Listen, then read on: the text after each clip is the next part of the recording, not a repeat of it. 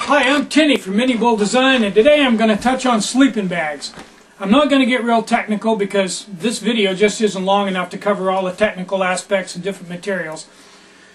So what this is going to be is just geared to the beginner, the guy who's looking for his first bag to backpack with, an ultralight backpacker. Now, when it comes to bags, there's a couple of things that are paramount, key, you got to have. It's just not negotiable. One is size. This bag, not backpackable. About the size of a 25-pound watermelon, weighs 5 pounds. Too heavy, too big. Won't fit in an ultralight pack. Totally out of the question. This one, 3.5 pounds. Yeah, about the size of a 18-pound watermelon. Getting there, but still, I've seen guys carry backpacks that were no bigger than this, so this really isn't going to work.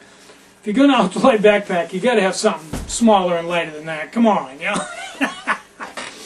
Okay, this one, 1.5 pounds. Now we're getting somewhere. About the size of a football. You know, it's not bad. That'll fit in the bottom of your pack. You can compress this even further if you want to go nuts. This is a pretty good sleeping bag, and not only is it small and lightweight, it's very warm and it's really comfortable. Now, you want a bag that's going to be good for the coldest weather you're going to be encountering. So what I do is I usually don't encounter weather below 40 degrees. This bag I bought is for 32 degrees. This one's for 20. This one's for 20. This one's a bit of a compromise at 32. So if I know it's going to be cold, or I suspect it's going to be cold, one other option is to carry one of these, which is Thermalite reactor bag. This is just basically a body sock that you can put on before you get in your bag, and it increases the temperature of the bag, they claim, by 15 degrees. I looked at it, I didn't think so, but after putting it in the bag and testing it, yep, it does. It gives you another 15 degrees. So you can carry this bag down to 40 degrees, and if you're going to be somewhere where it's going to be down around 30, you can always carry this along. It's not real big, fairly lightweight, fairly expensive. It was $50, but hey, live and learn. Another thing is this is a Thermalite bivy sack. It's one of those shiny aluminum sacks that's lined with kind of a cotton.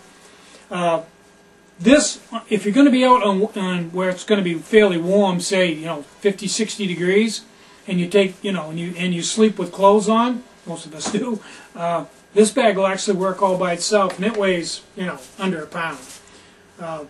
But if you're going to go out where it's cold, you can also put this inside or outside of another bag to increase the temperature, and this will give you 15 degrees. So this is kind of a multi-purpose deal. They also claim that this reactor bag, if it's like 80 degrees, it's a good bag, what they call a good warm weather bag, just to keep the creepy crawlers off you and give you something to kind of snuggle into, although it's not real snuggly. And another thing it can do is this Thermalite blanket, which is I shouldn't even be talking about because I don't even think it's available anymore. So, another thing that you want to take into account is you want to make sure the bag fits you. You want to make sure that you get the size for your height and for your build. And I personally would recommend that you don't buy a bag over the net unless you know somebody that's got one that you can look at, because although the price and the weight may be right, it may not be what you like. Like this bag is, how do I explain it? It's kind of a crunchy, scratchy material. It's not real comfy. It does a job, it's warm, but besides being big and heavy, it's just not a warm and fuzzy feeling to climb inside of it. This is a Slumberjack bag, 20-degree bag, that is a lot better material. When you climb into it, when you pull it up around your neck, it's nice and soft and it's warm. It gives you that warm and cozy feeling. It's a bag that you'll look forward to climbing into. And also this Montbell is a very comfortable, very soft bag. It's a goose down bag. Which brings me to another point. Material has a lot to do with it. If you can afford it, I'd recommend getting a down bag, because they offer the most warmth and comfort for their size and weight. They're also the most expensive, but if I was going to buy a bag, rather than buy a cheap one, I think I would save my money up and buy a down bag. It's something that'll last you a long time, and it's really for the small bulk, the way it fits into your pack, and the comfort, and just the overall quality of them. It's a good way to go. You don't want a cheap bag because you're going to be spending a fair amount of time in it, and if anything to do with backpacking can be improved on, it's comfort. You want as much comfort as you can possibly get. And this is a comfortable bag. This one will do just fine if you're going to carry a big pack, and this one is definitely out of the question. Not comfortable, not small, not light.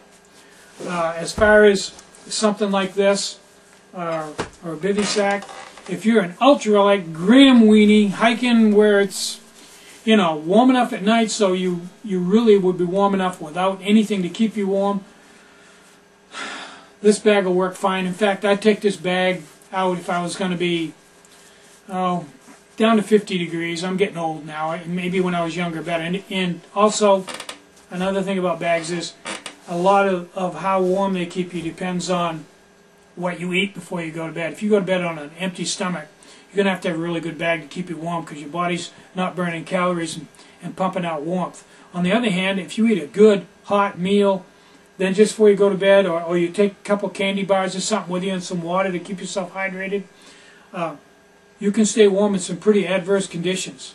And of course, if you've got somebody to go along with you that's good looking and you can cuddle two bags together, that makes a big difference too. I found Sue to be a pretty good source of warmth on some really cold nights when it was down in the 30s. We've woken up in the middle of the night, both of us cold, and just snuggled and ate a couple of candy bars, a candy bar each, and we were amazed how much the candy bars improved the warmth of the bag. Just one candy bar, if you had an empty stomach when you woke up, would really make a big difference in your bag. Probably the difference between one way or the other, 20 degrees on a bag. So that's something to think of too. But the number one thing I want to stress is that you want to make sure the bag you're buying packs down small, because there's nothing worse than not having room in your pack because your sleeping bag is just too big. See, these two bags basically do the same thing. Say, well, yeah, this is $250 and this one here is $50. Well, you know, you get what you pay for, unfortunately. I'm Tinny from minibulldesign. Stay warm and have a great day.